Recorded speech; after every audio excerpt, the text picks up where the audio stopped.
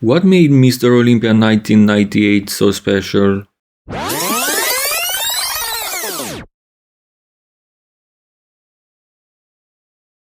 Dorian Yates has just won the 1997 Mr. Olympia, beating Nasser El Somebari in what is considered one of the greatest injustices in the sport's history. Dorian suffered multiple major injuries due to his high-intensity training style, and by 1997, his whole body was worn out and he had no other option than to retire after this show. He was not a popular champion back then. I'm not saying people hated on Dorian, but it's just natural that after winning so many years in a row, in Dorian's case 6 times between 1992 and 1997, people to grow tired and want something new. It happened to Ronnie Coleman, it happened to Jay Cutler, it happened to Phil Heath as well. Anyway, let's get back to our story. So Dorian retires, people are excited, after 6 long years they are going to get a new champion.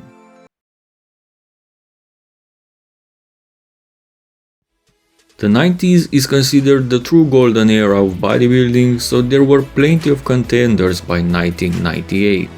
The 1997 runner-up Nasser El Somebari was one of them. Kevin Levrone and Sean Ray, who both took silver during Dorian's reign, not once but twice, with Kevin finishing second in 1992 and 1995 and Sean in 1994 and 1996, were 2 of the other contenders.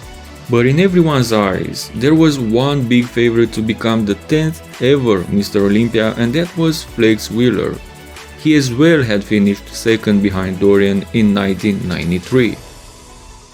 Flex Wheeler had won the last 2 editions of the Arnold Classic in 1997 and 1998, the Arnold being the second most prestigious show in bodybuilding after the Mr. Olympia. Flex was even considered by some the favorite in 1997 against Dorian, especially considering Dorian's injuries, but Flex dropped out last minute because of some complications after a car accident, I believe. There was also one more guy who was considered a contender to the title by many, and many of the young fans probably are not aware of this. Contrary to popular opinions, Ronnie Coleman was also considered a favorite to win the 1998 Mr. Olympia after Dorian Yates retired. It is true he did finish only 9th in 1997, it is true that there were quite a few more experienced and more successful bodybuilders who were waiting in line, but in 1998, even before the Olympia, Ronnie Coleman was already making waves. If you guys are still not convinced that Ronnie was considered a favorite, check out what these guys were saying before the show started. I feel like Nasser and obviously Flex Wheeler, Ronnie Coleman. From what I'm hearing, it's either going to be Ronnie Coleman or Flex, with Nasser somewhere in the middle. I think Flex and then Ronnie, probably Flex Wheeler. Flex. Before we continue, if you enjoy this format and want more videos like this, make sure you let me know, like and subscribe. Also, if you want to support the channel more, make sure you check out the products from Enhanced Labs, the sponsor of this channel. They are market leaders in fitness and bodybuilding nutrition products. You have my affiliate link down in the description. Also, don't forget you have a 15% discount at any of their products if you use my code SUPERSET15. Back to the video now.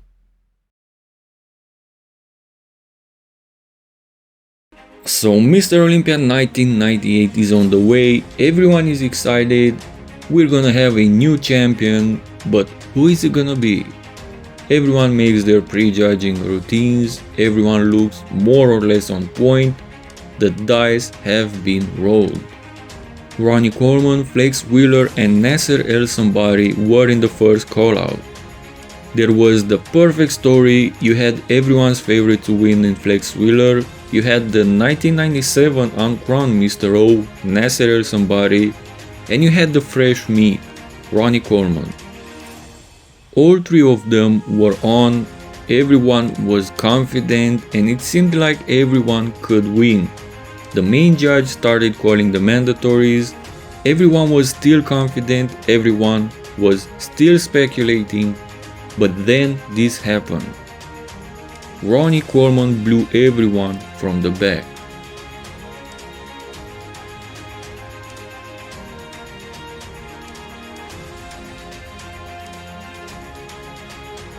They made it pretty obvious who was the favorite by placing Ronnie Coleman in the middle of the call-out, and by the time the second call-out came, when they announced Kevin Levrone, Sean Ray and Nasser El Somebody, it became obvious that it was a two-horse run between Flex Wheeler and Ronnie Coleman for the title.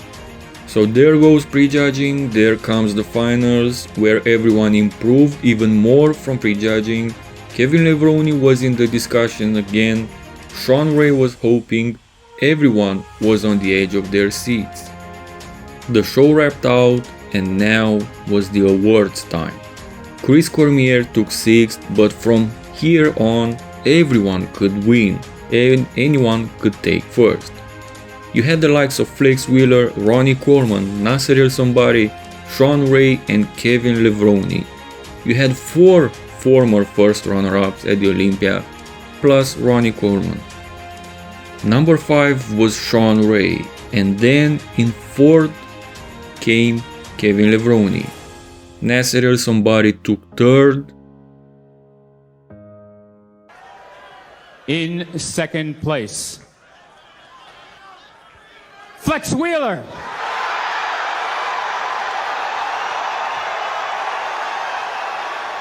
Ronnie Coleman won the Mr. Olympia in the end in convincing fashion. In what is considered by many his very best shape of all time, Ronnie himself included. From this point on, Ronnie Coleman didn't look back for 8 straight years, starting what was to become the most dominant Mr. Olympia reign of all time, tying Lee Haney's record, which was never equaled or surpassed to this day.